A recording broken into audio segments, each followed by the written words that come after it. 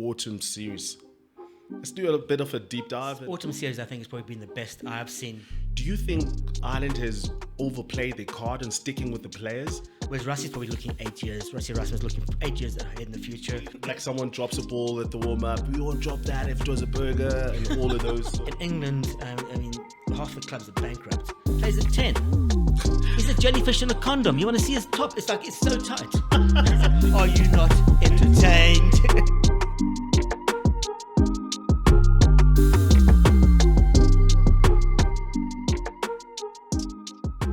Keeping it rugby with Gcobani Bobo, also known as Bobs, and I am so excited and delighted actually to have you, Kev, and thank you so much, Kevin McCallum. How you been? I'm good.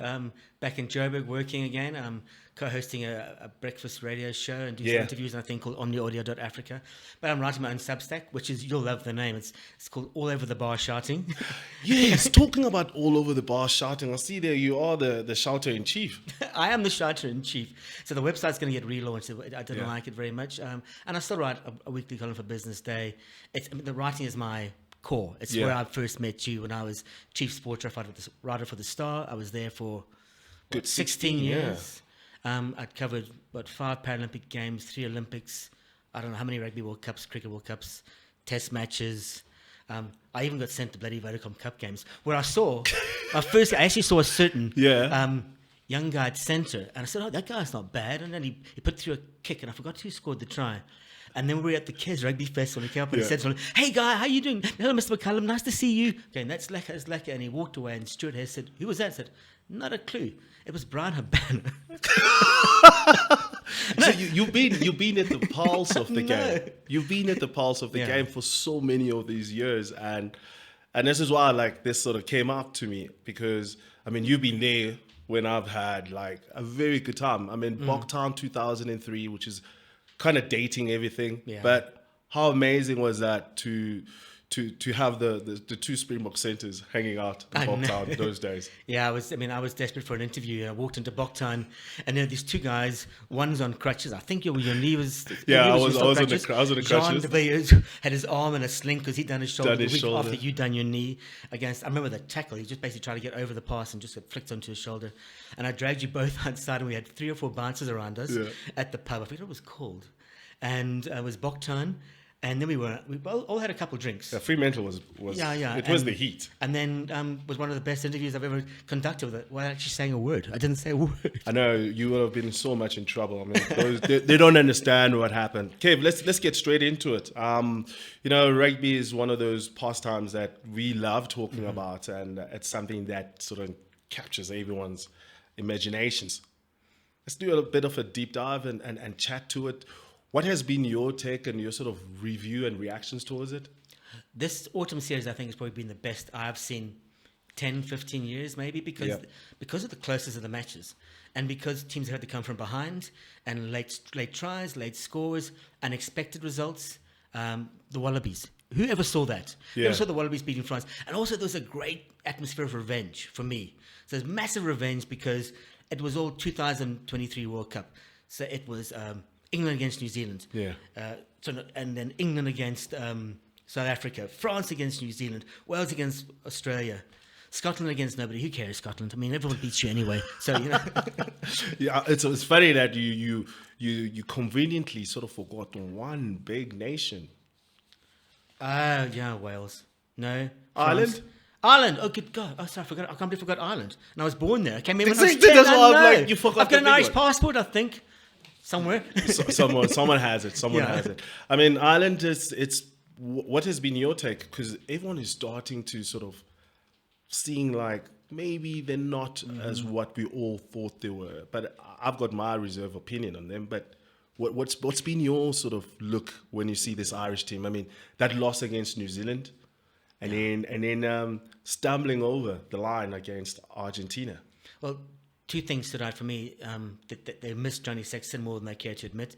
They can't plug that gap at 10, even though they had the kid who scored the drop goal Crowley, at Durban. And then there was They've got a new captain, which I think they've needed for a while, Doris. And there's a new song out about him that said, "Who the F is Doris?" And everyone sings and said, "Well, now you know." But he's a man who's been nominated as a World Player of the Year. Yeah. And he's been outstanding in the last He's 2 been or 3 brilliant. years. Yeah. Like, I think he almost has become the heartbeat of the side. Like, the performances that he keeps on giving and the way that he's maintained a certain standard. I mean, that sort of correlates, I guess, coming in from Leinster, most of those players being there. Do you think Ireland has overplayed their card and sticking with the players that they have used in the last, I guess, it's been a cycle and a bit. I hate the phrase team in development or team in transformation. Yeah. Because for me, every team, every player, every athlete, every person, you're always in development. Yeah. So if any coach that uses, "No, we're still in development," that's an excuse. Yeah. So your development must come with immediate results plus long-term results. And I don't think Ireland have done that. I think they haven't looked far enough forward. Whereas Rusty's probably looking 8 years. Rusty Erasmus looking 8 years ahead in the future. Borthwick doesn't know whether to look Backwards or or forward? forwards. And I hate that phrase. I mean, we're in transition, we're in transformation, we're in development. And they keep talking about Ireland doing that in England. But for me, Ireland's problem at the moment, they've got too many guys who've been there for a long time and they're getting above themselves ego-wise.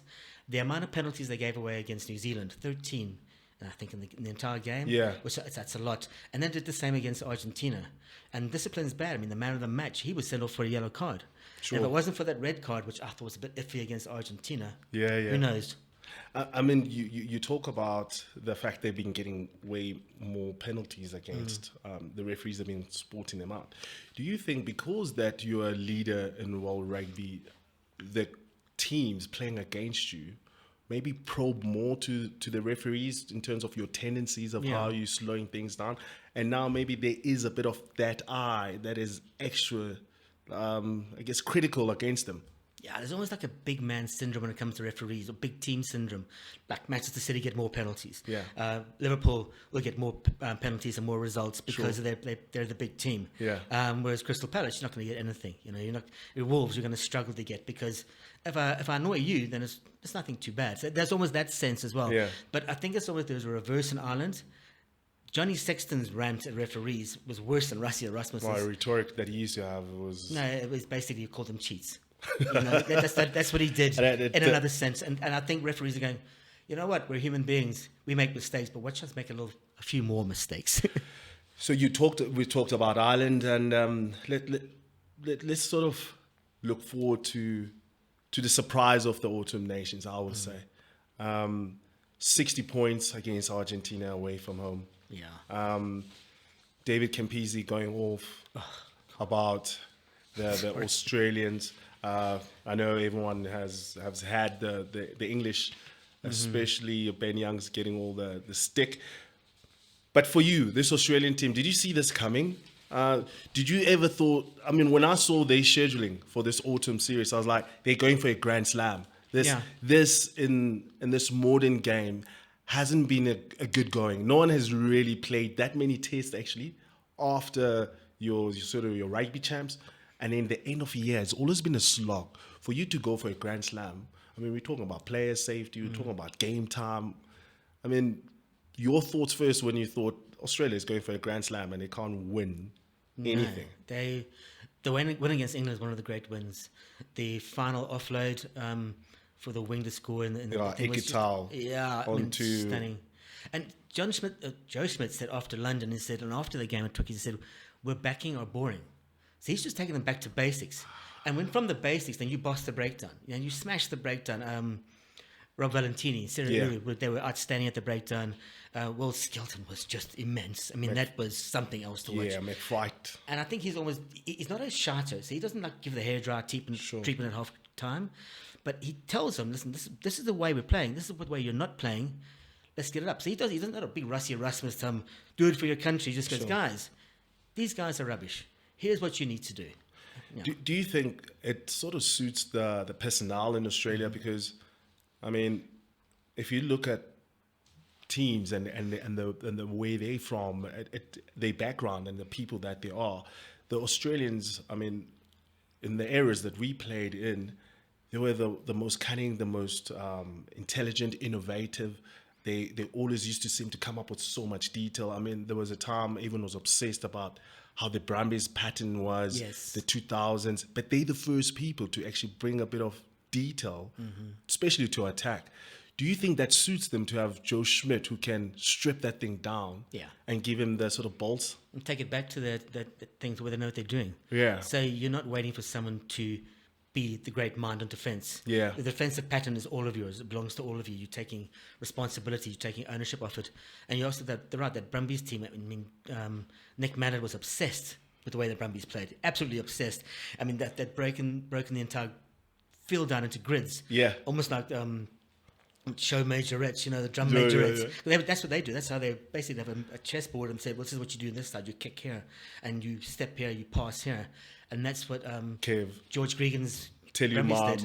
my rude awakening, 2003, we're playing against the Brumbies in Bruce Stadium, and we rock up there, and you know how welcoming the Australians are, warming up behind the main post. Opposition was just tearing us like anything. It was fat boy, like someone drops a ball at the warm-up, we won't drop that if it was a burger, and all of those sort of like chats.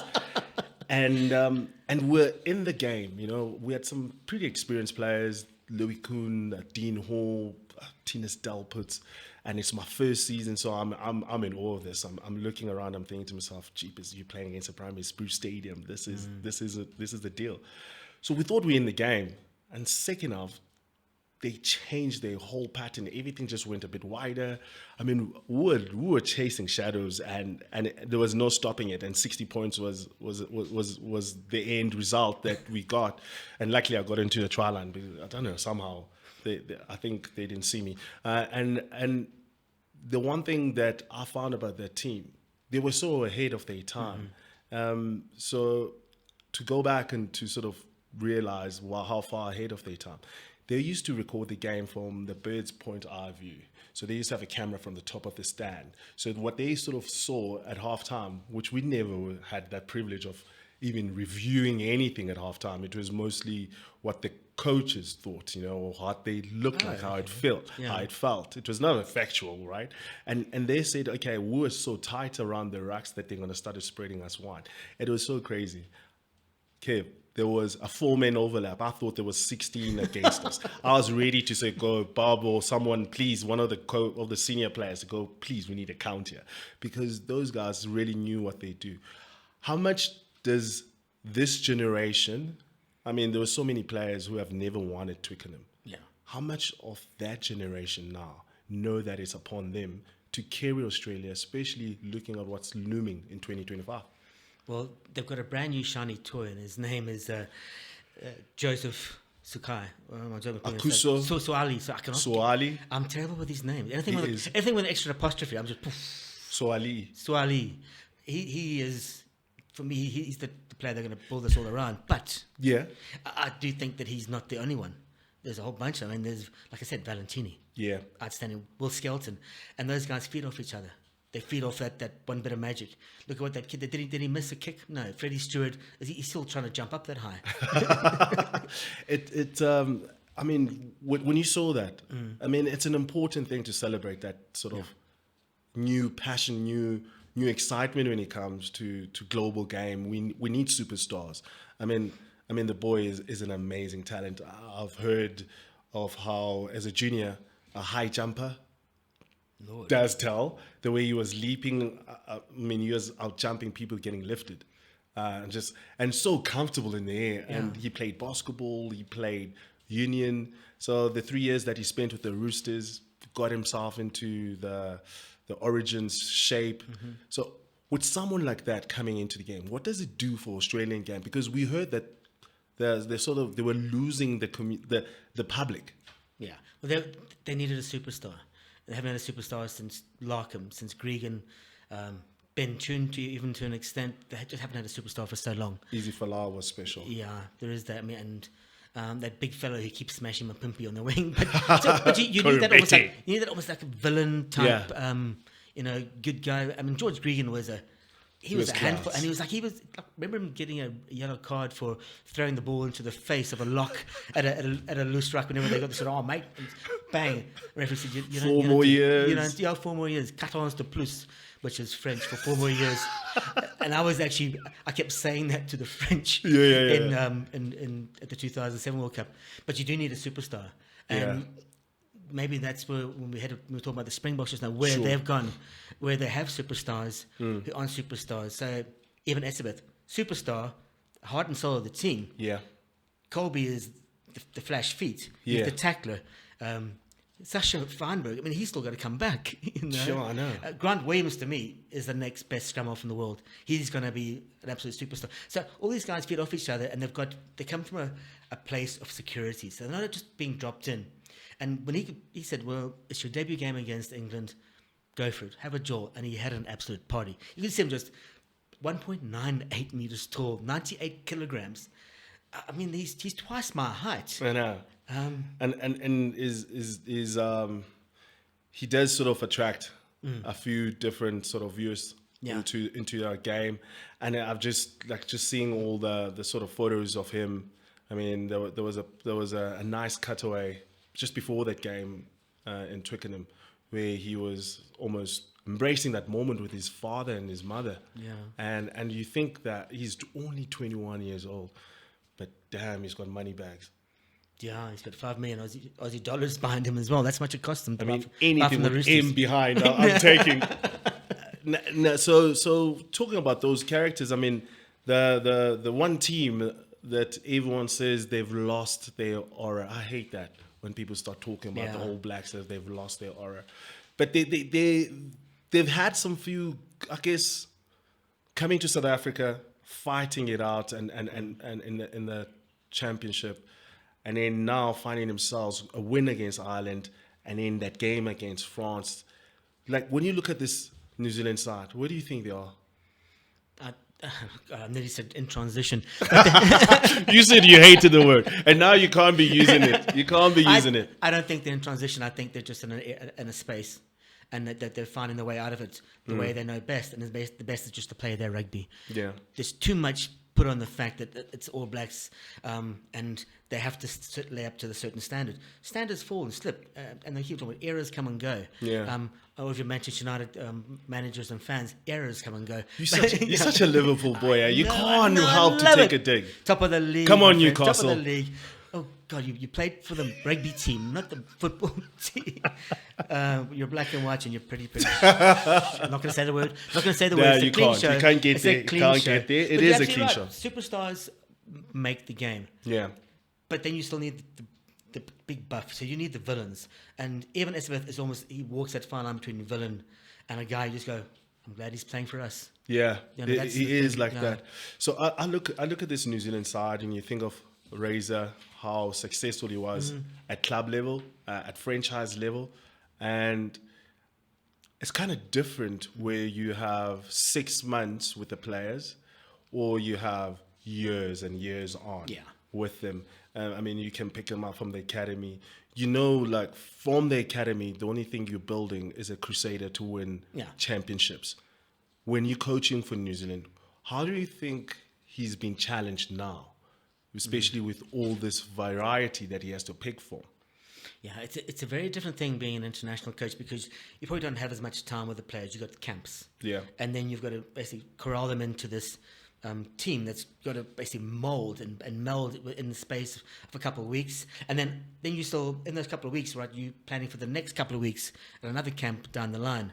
And the next time these guys will get together will be probably ahead of the June-July test next year. That's a long time. And now he's got to have that connection between himself and the Crusaders, the Highlanders, the Blues, and to make sure that he's there on par and what he wants to get. They know what he wants to do. So there's got to be a relationship. Wales, for example, don't have that. There's almost like a schism between them and the club. The club's situation's a mess. under-20s are a mess. Women aren't getting paid properly. In England, I mean, half the clubs are bankrupt. You're scaring me. You're scaring me, because in a certain way, this is that future that we are all scared of. Yeah. Do you think we can get a hold of this? Yeah. And sort of try and make the game as sustainable I guess that's what we want to see, where it can thrive. For me, it's the two very important things, possibly three. One, don't have people running the game who are amateurs and a professional level. That's pretty much it. And we still got guys who are coming in. If you've got an owner, make him a businessman. Make sure that owning a club or the Lions or the Stormers is not a hobby. Like the PSL. Yeah. I mean, Royal AM, for example, that didn't pay their players. They're not allowed to have transfers until they pay another player. Yeah. And the owner's son plays at 10. He's a jellyfish in a condom. You want to see his top? It's like, it's so tight. Did you say a jellyfish in a condom? Yes. But it's like, that's quite a squeeze. So a club should not be one. Yeah. A thing you just buy for the fun of it. It's not a hobby, And one, be professional. And three, have investment. Sure. You can't make money without investment. So have a look at what FSG did at Liverpool. Have a look at what... You're going to call Liverpool again, and I'm going to keep on going. We're going to delete this. Have a look at what they're doing at Arsenal. True. So be very careful with your money. Don't throw... there was a time, and I think it was an extent, whenever the Vodacoms and MTNs first got involved in sponsorship, and I spoke to Raymond van Niekerk, he was an investor, he was the head of sponsorship at Investec for years, and he said those two companies hyperinflated the sponsorship market. So what they were paying at the beginning of Super Rugby and Tri Nations is almost the same as MTN are paying now. So it's almost the same. So it was about 60 million rand a year each. So those figures up. So now we've got to right size ourselves and say, what is our value on the market? And we don't understand our value in the market. And how do we sort of judge that? Yeah. Because this is why I thought this was a talk that we should have about this autumn series, because it is a place where we're showcasing what World Rugby is about, and the top talent from all the southern hemisphere, from Asia, from everywhere, from all of the unions that they form World Rugby. Yeah. And the autumn series is almost the last bit before we can bid farewell to the year. And how do we sort of keep this energy and sort of try keep this energy so that this game can be as big as we think it is in our heads? Yeah, the Autumn International Series almost used to be almost like a throwaway thing at the end of the year. You used to do it. And it was just them warming up, the English and British and Irish and French and Italy, all warming up for Six Nations, trying a few players. Six Nations. Now after this series, I mean, the Guardian newspaper was talking about Steve Borthwick saying, he's not going to get fired just yet, but the Six Nations could be his last chance. So his ROI, or his KPI rather, his key performance indicator was win 3 out of the 5 games you play in the Six Nations. This year, the RFU are going, it's 4. And he has just taken a big loss. So he was supposed to get a 6-figure bonus for doing well. He's not getting it.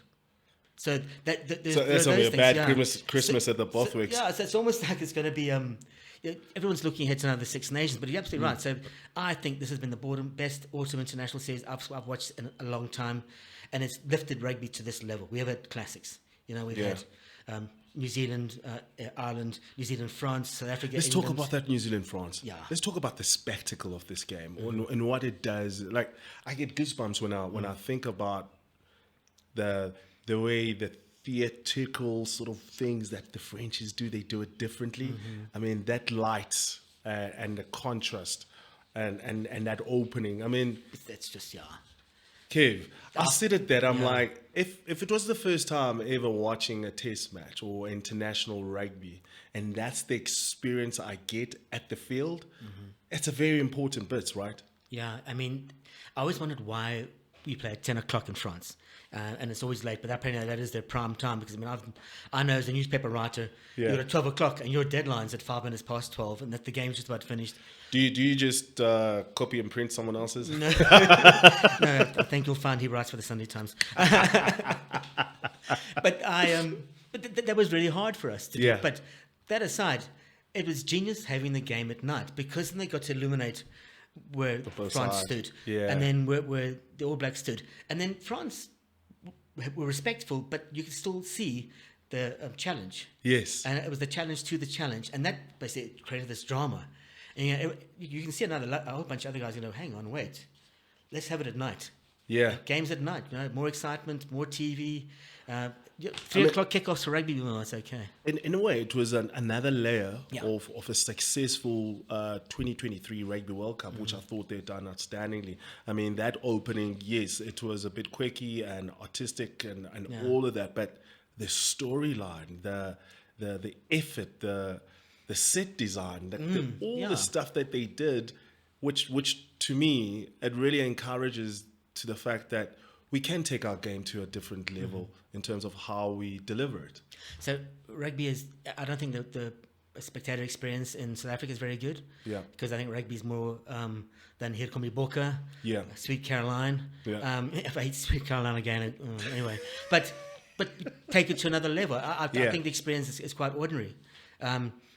They managed to get people into Ellis Park for the game, and it was great, and it was full, and it was safe, and so. But it's more than that. Yeah. You're in the entertainment business. Sure. Entertain me, and basically have Ridley Scott do the whole movie. And the said, "Are you not entertained?" It's almost like, because you have to consider what you're competing against, right? And I could be sitting at home and binging on Netflix. Or any other sort of Premier League's platform. back on this weekend. And most of everything that we sort of consume nowadays is on demand. Yeah. Right? Because of all the access and the digital sort of world that we live in. Let's not get away from the chat of England. I know we did a bit of snippets. How important is for world rugby, especially, I'm looking at forward into 2025, women's rugby is held in the UK. How important to see this English men's team do well, because how are you going to drive people to get their seats? You know, the England team, they've lost the last 3 games very, very closely. And also the game before that, they lost closely to South Africa as well. But you can see bits and pieces. Yeah. So you can see like a Marcus Smith. This is a good team that just isn't finishing for me. I don't think that they've worked out who their 9 and 10 is quite yet, or the 9 and 15 is. Yeah. If Marcus Smith isn't the 10, the Steve Borthwick just needs to get out of Get rid of him if he doesn't think he is. Because do you think there's a bit of different philosophies between player and coach? Yeah, I think Borthwick's been incredibly stupid in terms of the way he talks about his players. Is that how you really feel about him? Yeah. But but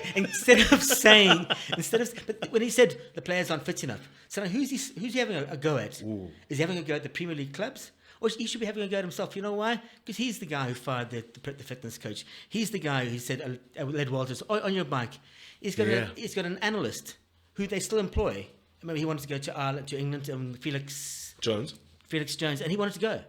And now he's been sitting at home, apparently doing analytics, and yet not one assistant coach, not one player has spoken to them. You just ran through Felix Jones like he hasn't won 2 World Cups. No, he's an absolute genius. So like, and Led Walters has left. They haven't replaced their other fitness coach.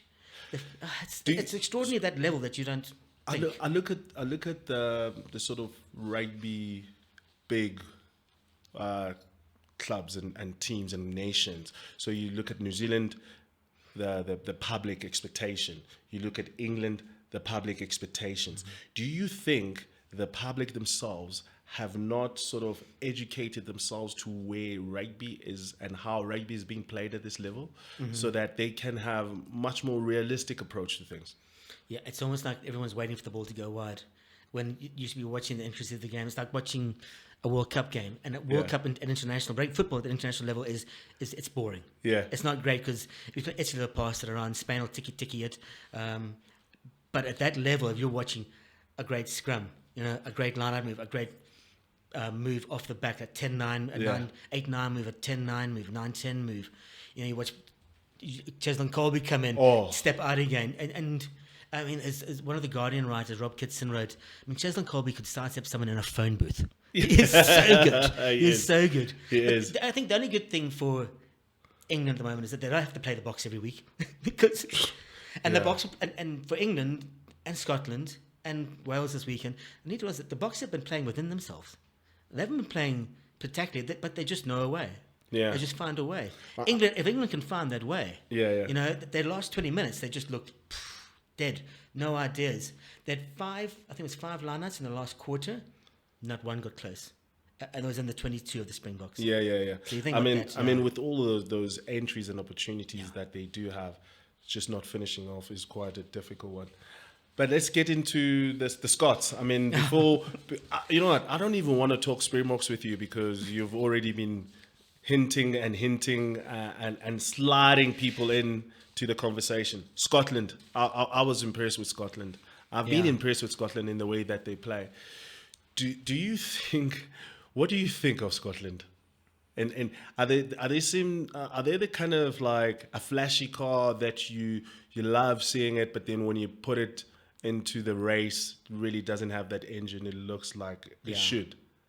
So if you think that they didn't score one try against South Africa, and they've got the best attacking sort of, this is the best generational talent of attacking players, and probably the only team that they could have that could challenge. Exactly, and they didn't threaten them. You know, South Africa just didn't look too bothered. Didn't look like they had to play over themselves. Didn't look like they worry about the defensive structure. They didn't. I mean, Gregor Townsend hasn't. It's not that he's lost the plot. I think he's just almost like hit a wall, and he's plateaued. And he needs to find a way to get above that plateau with his team, and say, right, what's the other element we need to add? So, and I'll use the Springboks as an example. What element do we need to add? We've got Delendi and Creel at the midfield. Yeah. That's our core. Yeah. Around those, you've got weekend special Fassi. Yeah. You've got Colby, Arvister. But then you can change. Jean Klein coming in at lock. Sure. You can change those things. So he needs to find out that one spark to take him above that plateau, almost to lift him up and then get him started again. Because they are just not quite on another level yet. Don't you think that maybe an open book check down to South Africa, add more Scots or more, what do you call them? Do unfiltered movers. More safari Scots. So our friend of mine, Rory Steyn, he was Mandela's bodyguard. His son's car he got a stress fracture when he came out here for the Glasgow Warriors. He's been outstanding. He's been really good. And surprisingly, so he was a guy who was playing at Griquas. Yeah. Got spotted by Townsend. We found out that he qualified for Scotland through his mother. And he was actually Scottish in a way because his grandfather used to make him sing Flower Scotland. So I wouldn't be afraid of coming back. And people mustn't come to me with this nonsense that, our best players going overseas. We've got so many players in this country. We are a factory. We are the biggest world factory. We're the only team in the world, I think at the moment, maybe apart from Portugal, that doesn't have foreign players in the team. You know, there's not even Zimbabweans in there. Well, you've done well. I was going to think that. Kev, let's put you on the spot because we've been dealing with this Autumn Nations series and we've had a full season of international rugby. Give me your best 15 for 2024. 15 players? Lord. Number 1 to 15. Okay, Lord, I can't think. Loose head. Can I just pick the Springboks? I knew you were gonna go like that. Come on, give me something up front. Who's Ox? It's gonna be Ox. Hooker? I think Marks at the moment, and I know Curry isn't. Marks. I'm just thinking my time. What about Cody Taylor? Yeah, actually, you're right. Let's put Cody Taylor. I'm just saying. Yeah. Okay, let's go Cody Taylor. Who would Mama Lucy? No, Trevor's out. Tight head. I mean, what about the tank engine? Vincent Cox. It could be anybody, you know. Or Ty Fellow. Yeah. Locks. It's got to be Eben. Okay, this is the Springbok team. It's too easy. I can't go further than that. I just want to say, Kevin, thank you so much for having this time to chat about this, and it's always a pleasure to see you and to see you in good spirits with all that is happening. Thank you for being so generous with your insight. My pleasure. Good luck with the show. Thank you so much.